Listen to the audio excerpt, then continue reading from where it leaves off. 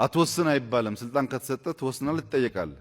የምትወስነው ግን ፕሮሲጀርን ተከትለህ ከሆነ ከሌብነት፣ ከኒፖቲዝም፣ ከአንዳንድ የጥፋት መንገድ ትታቀባለህ።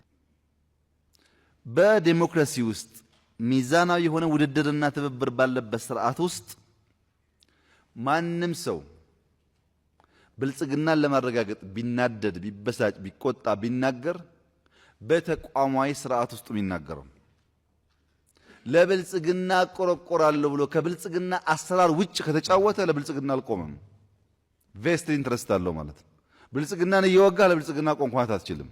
ኢትዮጵያን እየወጋህ ለኢትዮጵያ ቆምክ ማለት አትችልም። እሱ ሞራል ፖፑሊዝም ነው።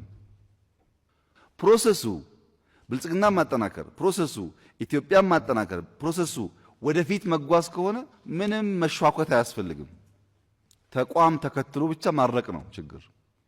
ሽኩቻ ካለ የግል ፍላጎት አለ፣ ቢደበቅም ጊዜ የሚያወጣው።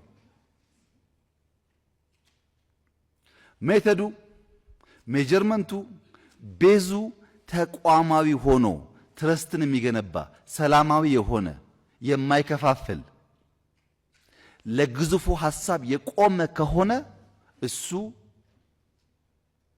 ዴሞክራሲያዊ ነው። በመደመሪያ እንዳስቀመጥ ነው እኛ ፍጹም ትብብርና ፍጹም ፉክክር አንፈልግም። ሚዛናዊ የሆነ ትብብር፣ ሚዛናዊ የሆነ ፉክክር እንፈልጋለን። ጤነኛ ያልሆነ ፉክክር ካለ፣ ጤነኛ ያልሆነም ትብብር ካለ ጥፋት ነው። ትብብሩም ፉክክሩም ሚዛናዊ መሆን አለበት። ሂስ የምንደራደረገውም ለጋራ ተቋማችን ህልውናና መከናወን መሆን አለበት።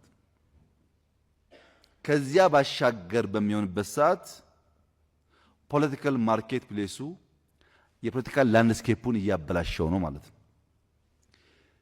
ፖለቲካ ውስጥ ሁልጊዜም ኢንዲቪጁዋል ዲሲሽን አለ፣ ጥያቄ የለውም።